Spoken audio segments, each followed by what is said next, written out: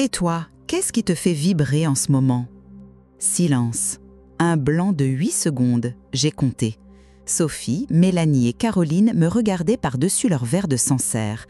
Dîner entre copines de lycée, comme tous les 3 mois. Resto branché dans le 11e. On venait de passer 1 heure à parler des enfants, des maris, du boulot de chacune. Et là, cette question toute simple de Sophie, pour moi. Tu sais, avec les enfants, le boulot… Non mais toi, pas ta famille, pas ton job. Toi, qu'est-ce qui te fait kiffer en ce moment? Un livre, une série, un projet perso, un truc que tu as découvert? J'ai ouvert la bouche. Rien. Le vide. Pas le vide genre j'hésite entre 2 trucs. Non, le vide abyssal, le trou noir, comme si on m'avait demandé de réciter l'alphabet en mandarin. J'ai fait ce que je fais toujours, j'ai détourné. Oh, tu sais, en ce moment je cours dans tous les sens, mais dis-moi plutôt, ton stage de poterie ça donne quoi? Mais cette nuit-là, impossible de dormir. La question tournait en boucle.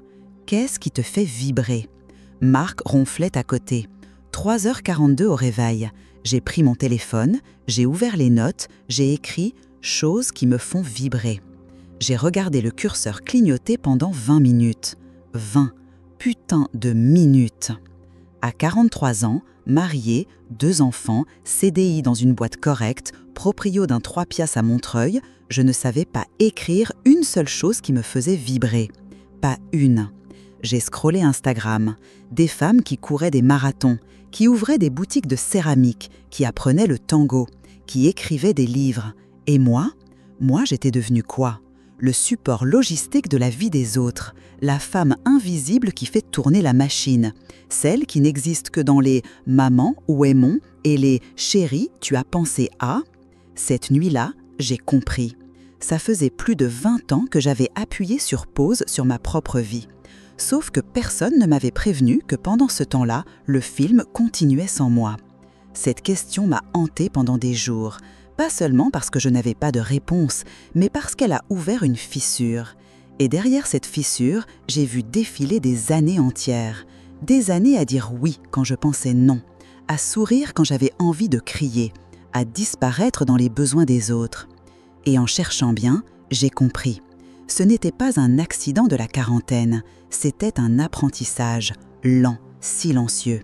Et il avait commencé bien avant. Ça ne commence pas à 40 ans, cette histoire. Ça commence bien avant. Moi, je dirais que ça a commencé le jour où ma mère m'a dit « Arrête de faire ta tête de cochon, sois gentille ». J'avais 7 ans. Je venais de refuser de prêter ma poupée préférée à ma cousine. Normal, non? Mais non, pas normal. Pas pour une petite fille bien élevée. Alors j'ai appris. J'ai appris que dire non, c'était être méchante. Que garder quelque chose pour soi, c'était être égoïste. Que pleurer de rage, c'était faire du cinéma. Au collège, j'ai appris autre chose. Que les filles qui disaient ce qu'elles pensaient vraiment, on les appelait des pétasses. Que celles qui levaient trop la main en classe, c'était des faillottes. Que celles qui refusaient de passer leurs devoirs, c'était des salopes égoïstes. Alors, j'ai trouvé la formule magique. Être gentille, toujours, avec tout le monde. Tu sais ce qui marche à tous les coups quand t'as 14 ans? Être celle qui arrange tout. Celle qui prête ses cours, celle qui écoute les problèmes des autres, celle qui dit « c'est pas grave » quand on lui pique sa place à la cantine. C'est fou comme les gens t'aiment quand tu ne prends pas de place. Premier copain, 17 ans, Mathieu. Il aimait le métal. J'ai appris à aimer le métal. Il détestait les films romantiques. J'ai arrêté d'en regarder. Il trouvait mes copines cônes. J'ai espacé les soirées avec elles. Quand on s'est séparés 3 ans plus tard, j'écoutais Metallica en boucle dans une chambre d'étudiante, sans amis, sans savoir qui j'étais. Le pire, c'est que ça marchait. Cette stratégie de la gentillesse absolue, ça marchait. Parents contents, profs contents, mecs contents, patrons contents. J'étais devenue une experte de l'anticipation des besoins des autres. Je savais ce qu'ils voulaient avant même qu'ils le demandent. Une vraie machine à satisfaire. Sauf que les machines, ça n'a pas d'âme. Et moi, quelque part entre mes 7 ans et mes 43 ans, j'avais égaré la mienne. C'était devenu ma stratégie de survie. Être tellement gentille que personne ne pourrait me rejeter. tellement arrangeante que je deviendrai indispensable, tellement effacée que je ne dérangerai jamais. Spoiler alerte, ça ne marche pas comme ça. On croit que ce sont les grandes décisions qui façonnent une vie, mais souvent, ce sont les petits gestes répétés, invisibles, qui font le plus de dégâts. Ce n'est pas toujours un grand sacrifice qui nous efface, ce sont les concessions minuscules, celles qu'on croit anodines, jusqu'au jour où on ne se reconnaît plus. Le truc vicieux, c'est que ça ne se fait pas d'un coup. Tu ne te réveilles pas un matin en ayant tout abandonné. Non, c'est une érosion, millimètre par millimètre, comme l'eau qui creuse la roche. Ça commence par des trucs minuscules. Marc préfère les draps blancs. Ok, on prend des draps blancs. Alors que toi, tu rêvais de draps bleu canard. Mais bon, c'est pas si important les draps. La machine à café, il voulait une Nespresso. Toi, tu voulais une vraie machine à expresso, tu sais, celles avec le bras qu'on abaisse, le marc qui sent bon. Mais c'est plus pratique la Nespresso, chérie. Ok. Les vacances, toujours chez ses parents en Bretagne, parce que les enfants adorent. Et ton rêve de partir en Grèce? On verra l'année prochaine. Sauf que l'année prochaine, c'est encore la Bretagne, et celle d'après aussi. Le resto du samedi, pizza. Toujours pizza, parce que les enfants. Ton envie de sushi? Maman, c'est dégueu le poisson cru. Alors, pizza. Encore. Même tes fringues. Tu te souviens de cette robe rouge, celle que t'avais vue dans la vitrine? Un peu vulgaire, non, qu'il avait dit. Tu l'as reposée. Tu as pris la bleue marine, classique, passe-partout, invisible. Chaque oui automatique, c'est un micro-abandon. Chaque comme tu veux, c'est un petit morceau de toi qui s'évapore. Chaque ça m'est égal, alors que ça ne t'est pas égal du tout, c'est une petite trahison. Tu veux regarder quoi ce soir? Oh, choisis, moi ça m'est égal. Mensonge, tu voulais regarder cette série dont Caroline t'avait parlé. Mais lui veut regarder un documentaire sur la Seconde Guerre mondiale. Encore. On mange à quelle heure? Quand vous voulez. Mensonge, tu voulais manger tôt pour avoir le temps de lire après. Mais ils veulent manger à 21h. Alors 21h. Qu'est-ce qu'on fait ce week-end? Ce qui vous fait plaisir. Mensonge, tu voulais aller au musée, seul, en silence. Mais il y a le match de foot de Théo, les courses, le déjeuner chez ta belle-mère. Un jour, tu réalises que ta vie entière est devenue un « comme vous voulez » et que personne ne t'a jamais demandé « et toi, tu veux quoi ?» Parce que tu as si bien appris à ne plus vouloir qu'ils ont fini par croire que tu n'avais pas de désir. Et si encore ces oui automatiques étaient une simple habitude? Mais non, ils étaient ma monnaie d'échange, mon ticket d'entrée pour être aimé. Je croyais que plus je donnais, plus on m'aimerait, jusqu'à comprendre que ce marché-là était truqué depuis le début. Ma mère m'appelait 3 fois par semaine, pas pour prendre de mes nouvelles, pour me dire qu'elle avait besoin que je passe à Carrefour pour elle, que je l'emmène chez le médecin, que je l'aide pour ses papiers. Un jour, j'ai osé dire « Maman, je suis crevée, je peux pas cette semaine. » Silence. Puis, après tout ce que j'ai fait pour toi. Cette phrase, cette putain de phrase, le chantage émotionnel emballé dans du papier cadeau maternel. J'ai cédé, comme toujours, parce que c'est ça l'amour, non? Se sacrifier? Être disponible? Tout donner? Non. J'ai mis 20 ans à comprendre ça. Si aimer, c'est se détruire, ce n'est pas de l'amour. C'est du vampirisme émotionnel avec un joli nom. Marc, quand on s'est rencontrés, il m'a dit « J'aime les femmes qui savent s'occuper d'un homme ». J'ai trouvé ça mignon, romantique même. J'ai traduit « Il cherche une maman de substitution qui baise ». Mais à 25 ans, tu ne traduis pas, t'es flatté, tu te dis qu'il a besoin de toi, que c'est beau d'être indispensable. Sauf que l'amour conditionnel, c'est une arnaque. C'est « je t'aime si tu fais ça »,« je t'aime quand tu es comme ça »,« je t'aime parce que tu me facilites la vie ». Et moi, comme une conne, je collectionnais les conditions. Plus j'en remplissais, plus je pensais être aimée. Ma femme est parfaite, elle ne râle jamais. Il disait ça dans les dîners.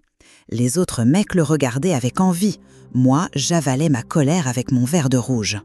Parfaite, autrement dit, pratique, silencieuse, fonctionnelle. Tu sais ce qui se passe quand tu acceptes l'amour conditionnel? Tu deviens un caméléon émotionnel.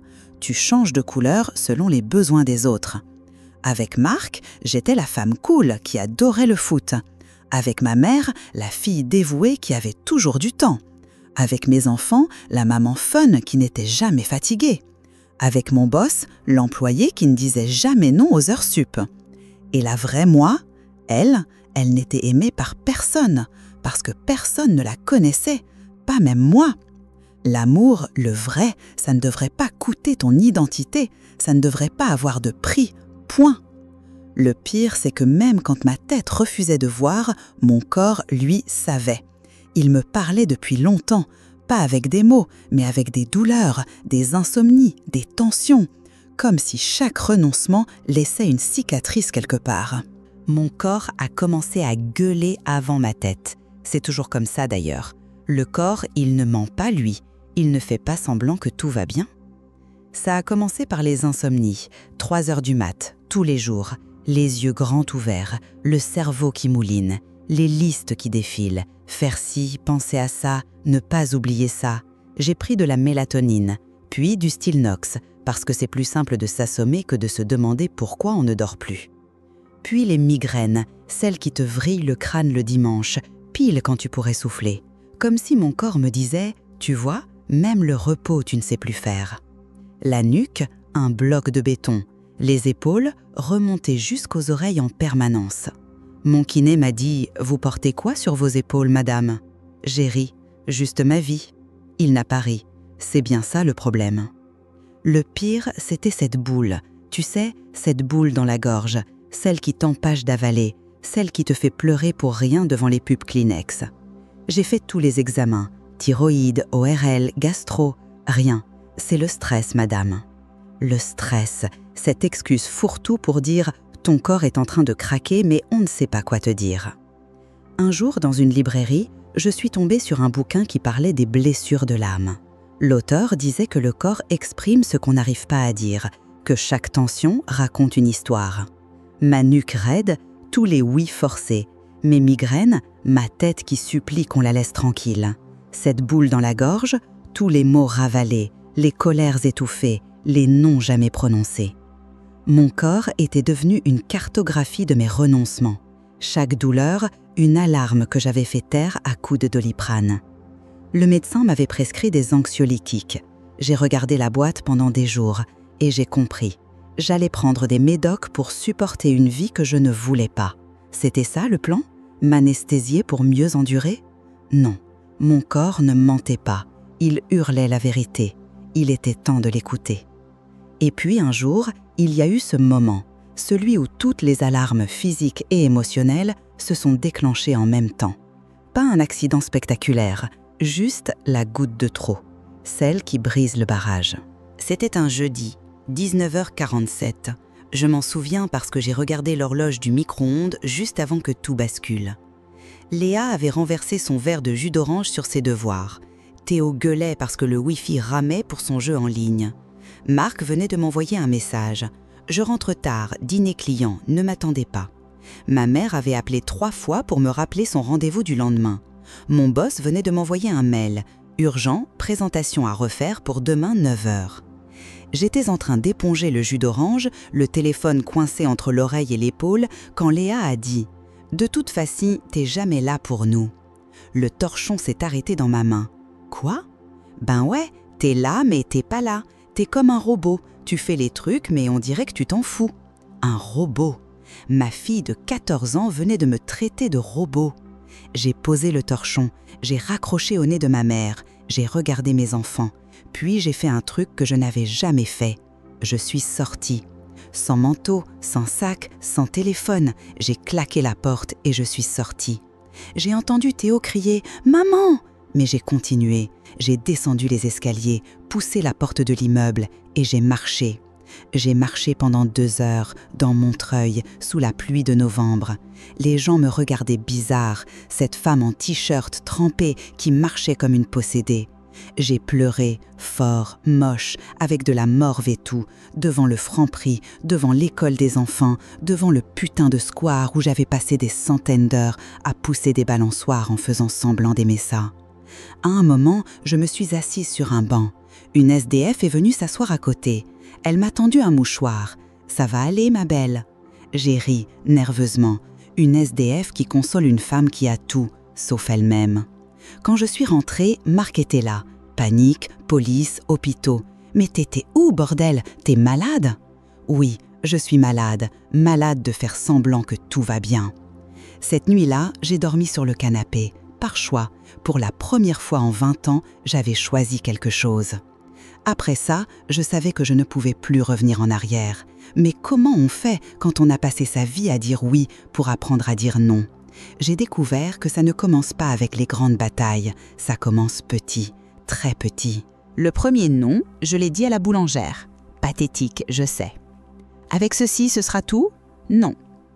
Elle a attendu, moi aussi. Puis j'ai compris qu'elle attendait que je commande autre chose. Non, je veux dire oui, ce sera tout. Je suis sortie en sueur, mais j'avais dit non, même si c'était raté. Le deuxième, c'était au téléphone, démarchage. « Madame, avez-vous 2 minutes ?» Non. J'ai raccroché, le cœur à 180, comme si j'avais braqué une banque. Puis, j'ai commencé à m'entraîner, dans ma tête d'abord, sous la douche. Non, je ne peux pas garder les enfants de ta sœur. Non, je ne veux pas changer de forfait. Non, je n'ai pas envie de sortir ce soir. Le vrai test, ça a été au bureau, réunion du lundi. Mon boss, Sophie, tu peux reprendre le dossier Martinez, Sandra est débordée. Sandra était toujours débordée, parce que Sandra savait dire non, elle. Non. Silence, 12 perdieux braqués sur moi. Mon boss a fait son petit rire, tu sais, celui qui veut dire « elle plaisante ». Non, j'ai déjà 3 dossiers en retard. Si je prends celui-là, je vais tout foirer. Il a ouvert la bouche, l'a refermée, a regardé ailleurs. Bon, Kevin, tu peux. Kevin a dit oui, évidemment. Le truc fou, il ne s'est rien passé. Le monde ne s'est pas écroulé. Je n'ai pas été virée. Mon boss ne m'a pas détesté. Il a juste cherché quelqu'un d'autre. Chaque non était une petite victoire, une graine d'existence, comme dirait cette psy que j'avais lue. À chaque fois, je sentais un truc revenir, de l'énergie, de la place, de l'air. Marc a moins aimé. T'es bizarre en ce moment, t'es agressive. Agressive parce que j'avais dit non à sa mère pour le déjeuner du dimanche, parce que j'avais refusé de repasser ses chemises, parce que j'avais dit « si tu veux manger à 22h, tu te fais à manger ». Je ne suis pas agressive, j'existe. Il m'a regardée comme si j'avais parlé en mandarin. Normal, ça faisait 20 ans qu'il vivait avec un fantôme accommodant. Forcément, la résurrection, ça surprend. Dire non, c'est refuser. Mais se choisir, c'est créer. C'est remplir l'espace qu'on vient de libérer. Et ça demande une autre forme de courage. Oser se demander ce qu'on veut vraiment et y répondre honnêtement. J'ai commencé petit, très petit. Le matin, avant que tout le monde se lève, je me suis mise à prendre mon café. Seule, en silence. Pas en préparant les cartables, pas en vidant le lave-vaisselle. Juste moi, mon café et 15 minutes de rien. Marc s'est levé une fois à 6h30, m'a vue assise, immobile. « Qu'est-ce que tu fous ?» Je bois mon café. « Mais tu fais rien ?» Exactement. Il est reparti se coucher en marmonnant un truc sur la crise de la quarantaine.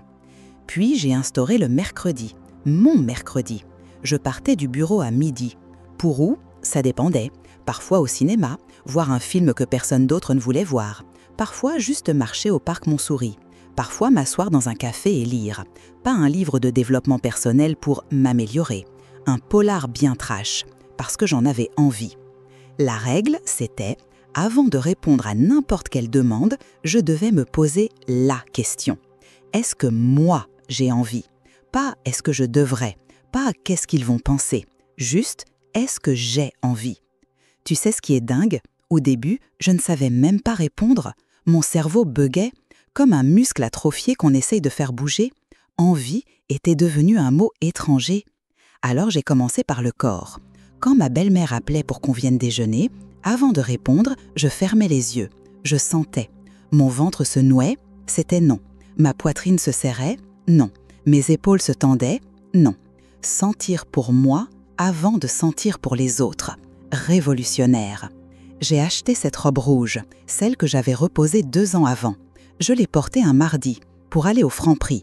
Marc a dit « Tu vas où comme ça ?»« Acheter du pain. » En robe de soirée? C'est pas une robe de soirée, c'est une robe de mardi pour acheter du pain. Chaque micro-décision était un vote pour moi, contre l'ancienne Sophie qui aurait dit « Tu as raison, c'est too much, je vais me changer. » Non, plus jamais. Chaque jour, je votais pour celle qui émergeait, celle qui avait toujours été là en fait, enterrée sous 20 ans de « comme tu veux ». Mais à chaque pas vers moi, il y avait ce poids, ce doute, cette peur de déplaire. Parce que quand on change les règles, les autres ne disent pas toujours bravo. Parfois, ils claquent la porte. Et il faut être prête à voir qui reste. Le plus dur, c'était pas les autres, c'était moi. Cette voix dans ma tête, cette salope qui me murmurait « Attention, tu vas tout perdre ». Elle se réveillait surtout la nuit. « Ta mère ne t'appellera plus. Marc va te quitter. Tes enfants vont te détester. Tes collègues vont te trouver chiante. » La totale, le festival de la culpabilité.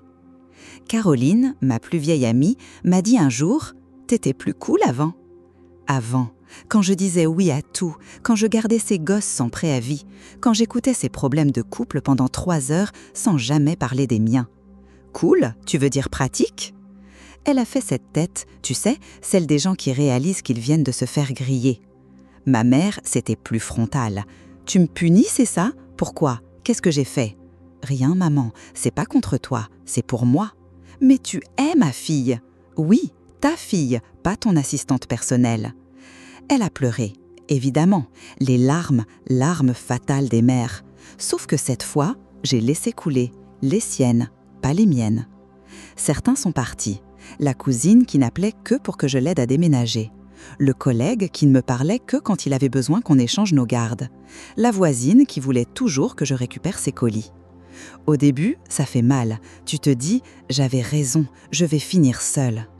Et puis, un jour, j'ai lu cette phrase, je ne sais plus où, mais elle m'a retournée. « Si je te perds parce que je me respecte, c'est que je ne t'ai jamais vraiment eu. » Boum.